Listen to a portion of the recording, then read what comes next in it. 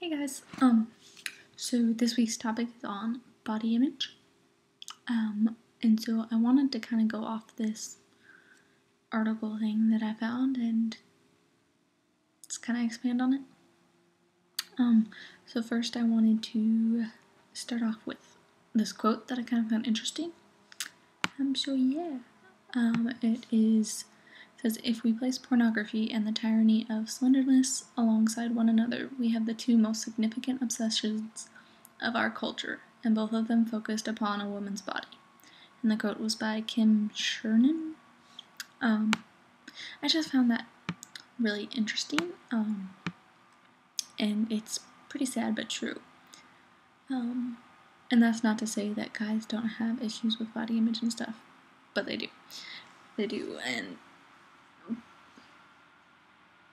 But yeah, a lot of times the majority of the body image stuff has to do with women. Sorry, my computer's freaking out. So anyways, on to the parts. It has 7 things. Sorry, my computer's getting hot. It's on the bed. And it's just, some of it has to do with body image and some of it doesn't. But anyway. That makes no sense. But okay, so number 1, it says listen to your body and eat when you're hungry. This can be true and not true. Because when you're in recovery, sometimes your signals are a little off, so you have to kind of retrain your body into a healthy schedule. But if you have a problem, or if you're kind of been in recovery for a little while and your body has been kind of set back into the real motions of not starving or overeating, then this tactic can work because your body knows when it's hungry if you've trained it right and haven't aren't in the midst of a relapse or still haven't started recovery. Going on. Be realistic about the size you are likely to be based on your genetic and environmental history. And that's a tough one because a lot of people have a hard time when their family is bigger and they don't want to be like them. But sometimes you have no control of that. And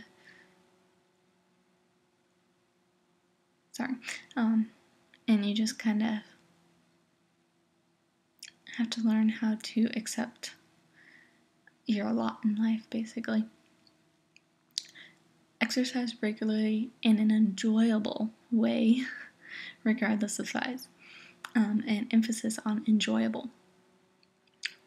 A lot of times people exercise as a form of torture or just as a form of a way to get to the weight that you are wanting. So it is necessary to find a balance and preferably to do it with something you enjoy. If you are not enjoying what you're doing, a lot of the times you're doing it for torture reasons. And you shouldn't be doing it. Just something to think about, I guess. Expect normal weekly and monthly changes in weight and shape. As women, we all should know that there are certain things in life that affect weight fluctuations. And that can happen weekly, monthly, whatever. There's many factors in your weight, and whether it be daily, monthly, weekly, yearly, there's going to be changes. That's why you shouldn't be weighing yourself every single day, multiple times a day, because there's going to be fluctuations. You can't get around that. Work towards self-acceptance and self-forgiveness. Be gentle with yourself. People with eating disorders always have trouble with that. But it's important with body image to just be gentle with yourself and accept. Ask for support and encouragement from friends and family when life is stressful. This is also very imperative, especially when you're going through a hard time, because body image is definitely affected by how you are feeling. If you are in a great mood, a lot of times you're not going to be thinking about body image, and so you're more accepting of yourself. But when times are hard, we usually tend to go to hating our body and beating ourselves up over how we're feeling. Lastly, decide how you wish to spend your energy. And I found this very, it's imperative. And most people don't really think of it, but really, basically, are you going to pursue the perfect body image, or are you going to enjoy family, friends, school, and your life? Or are you just going to keep torturing it? So I think it's very important to try to realize that when you're having a hard time. Are you going to keep being down on yourself and your body? Or are you going to try to actually enjoy your life? Life is short. It's definitely not worth beating yourself up over body image. Another thing, part of this that I was going to say before that was that body image is psychological, mainly.